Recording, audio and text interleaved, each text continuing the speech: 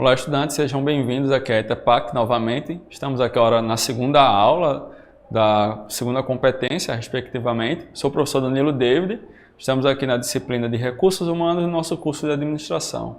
Então vamos lá, o tema dessa competência, a competência 2, é conhecer rotinas de elaboração de folha de pagamento. E aqui a gente vai se aprofundar um pouco mais na questão do que nós estudamos ali de gestão de pessoas, departamento de pessoal, porque nós vamos ver efetivamente como são essas questões de folha de pagamento.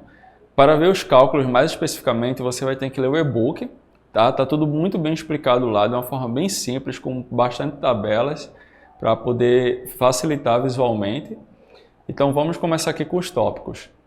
Nós temos aqui a questão da folha de pagamento, que o que é a folha de pagamento? Ela é onde vai conter ali todos as entradas e saídas, ou seja, todos os proventos e descontos que um funcionário tem em seu salário. Por exemplo, o que é um provento? Proventos são os adicionais. Por exemplo, se ele tiver adicional de insalubridade, de periculosidade, vai constar na folha de pagamento dele. E um desconto, por exemplo, INSS ou Imposto de Renda retido na fonte, isso também vai constar na folha de pagamento. Lá no nosso e-book a gente tem o documento, um exemplo dele bem bonitinho para vocês verem, com vários dados lá, que são os dados que são abordados, inclusive muito bem explicados. Aí nós temos aqui o próximo tópico, que é essa questão do provento, que são esses adicionais que eu falei para você. Provento é tudo que entra para somar na folha de pagamento, ou seja, é dinheiro a mais para o funcionário. Aí a gente tem a questão do salário, que é a remuneração básica ali do funcionário, por exemplo, um salário mínimo. O funcionário que trabalha com salário mínimo, às vezes algumas pessoas elas podem trabalhar junto com esse salário com uma comissão, no caso de vendedores, por exemplo. E aí a gente também tem as horas extras. Se uma pessoa ela trabalhou além do seu expediente, um exemplo, 1 ou 2 horas, ela vai receber ali o adicional de hora extra dentro da lei, da legislação, da CLT, como nós vimos na primeira competência, e vai estar tudo ali, tudo certinho, tem que estar pelo menos, né? E aí temos adicionais como insalubridade, periculosidade e noturno.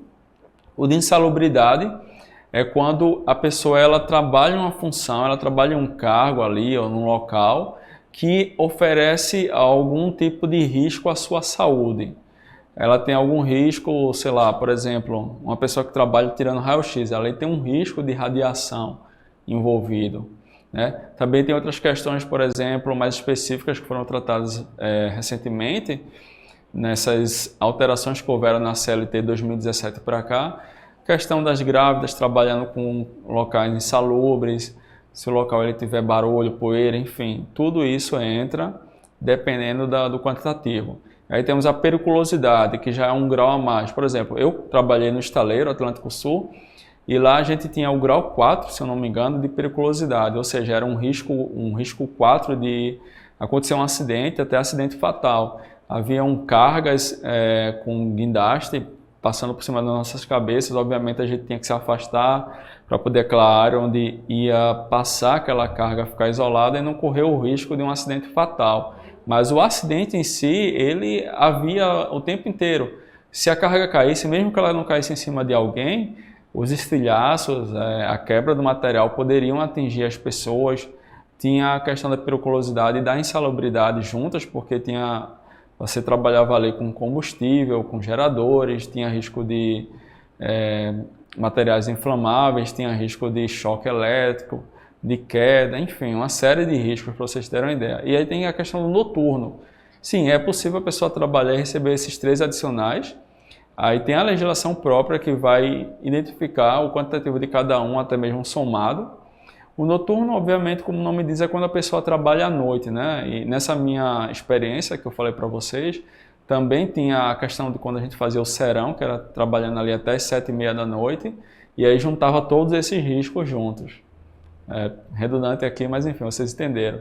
Tem a questão do salário família, que aí é um provento que envolve a questão dos filhos que a pessoa tem, dependendo da idade deles. É como aquela questão que algumas empresas dão de um auxílio creche, tudo isso soma aqui. Tem a ajuda de custo, né, diárias para viagem. Essa ajuda de custo, diárias para viagem, são coisas muito similares. Elas são basicamente quando a pessoa ela precisa trabalhar, viajar em algum lugar. A ajuda de custo, geralmente uma ajuda ali, por exemplo, você vai viajar, mas você vai viajar no carro da empresa ou no ônibus ou no avião. Aquilo ali já está tudo pago pela empresa. A ajuda de custo ela envolve ali o custo que você vai ter com almoço e lanche, essas coisas. A diária para viagem realmente envolve uma diária, um acréscimo ali no seu salário pelo aquele dia que você está trabalhando externamente, está trabalhando em viagem. Aí tem a questão do aviso prévio. O aviso prévio é quando o funcionário ele pede desligamento, ele é desligado e geralmente ele passa ali cerca de 30 dias ainda trabalhando para a empresa, já sabendo que o contrato dele já findou, já terminou. A pessoa pode também não querer ou pode não estar previsto no contrato ela pagar o aviso prévio, né? Ela ficar esse tempo trabalhando, acabou o contrato, não quero mais vir para a empresa, pronto. E aí tem a questão do 10º salário, 13º salário, aliás, que é aquele acréscimo que geralmente ocorre em dezembro, só que algumas empresas elas fazem isso de uma forma até ilegal, porque o correto seria que o 13º salário ele fosse pago uma parte no meio do ano e outra parte até o início ali de dezembro. Caso não seja paga uma parte no meio do ano, a empresa ela precisaria pagar isso até a primeira quinzena ali, ou início da segunda quinzena de novembro, dia 20, 21, pronto. Só que tem empresa que elas não pagam nem no meio do ano e só vão pagar lá no final de dezembro. Vocês vão ver muito esse contraste do que tem na CLT, do que deveria ser seguido e do que não é, até se tornou algo cultural. Aí tem a questão das férias também, que elas são proporcionais aos meses trabalhados da pessoa. Por exemplo, se uma pessoa ela iniciou o trabalho em janeiro, quando chegar o outro janeiro, ela tira as férias e aí ela vai receber tudo certinho, relacionado a um 12avos, ela trabalhou ali os 12 meses, ela recebe basicamente um ano, certo? Se uma pessoa ela chegou no trabalho em junho, aí ela vai receber esse proporcional, ela só trabalhou 6 meses e vai receber relativo a isso. E aí tem a questão de outros proventos previstos em lei, a gente aborda alguns desses outros lá no e-book também, mas podem ter outros previstos em lei, no contrato da empresa, tem esses pormenores. E aí nós temos aqui a questão dos descontos, que é aquela parte que basicamente ninguém gosta. E aí a gente tem a questão do adiantamento salarial. Aí você pode pensar, mas como assim o adiantamento salarial é um desconto? Bem, se a pessoa ela recebe um adiantamento do seu salário, logo, quando chegar a hora de pagar o salário, ela vai ter que, esse adiantamento, o que foi adiantado, vai ser descontado do que seria pago do total do salário. Tem a contribuição previdenciária, que é o INSS, que ele tem a sua importância relativa à aposentadoria, é uma parte só que é descontada para, em tese, você se aposentar, aquele valor vai contar. Mas na prática, esse valor ele serve para pagar a aposentadoria de quem está aposentado hoje e quem vai pagar a sua aposentadoria no futuro é quem estiver trabalhando quando você já estiver velhinho. E aí a gente tem a questão do imposto de renda retido na fonte, que é o IRRF, e é basicamente o seguinte, se você recebe acima de 1.900, 2.000, isso aí muda todo ano, tá certo? Às vezes com menos de um ano, então é bom sempre vocês estarem se atualizando com relação a isso, mas geralmente se você recebe acima desse valor, dependendo da empresa que você trabalha, se for uma empresa estatal, por exemplo, ou municipal, já vem descontado direto ali na fonte, já aparece no contra-cheque. Ou seja, de certa forma facilita para você não precisar pagar lá na frente com o imposto de renda, tá? São duas coisas diferentes, o imposto de renda e o imposto de renda retido na fonte.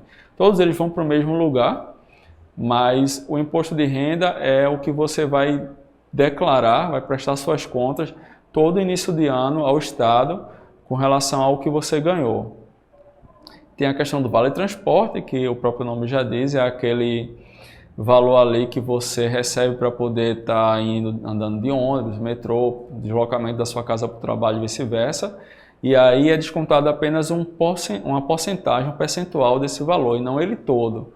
O que é bom porque basicamente ali a empresa vai arcar com uma parte e você arca com outra, mas fica mais em conta do que se a pessoa estivesse tirando do próprio bolso o valor integral. E aí tem as questões das faltas injustificadas.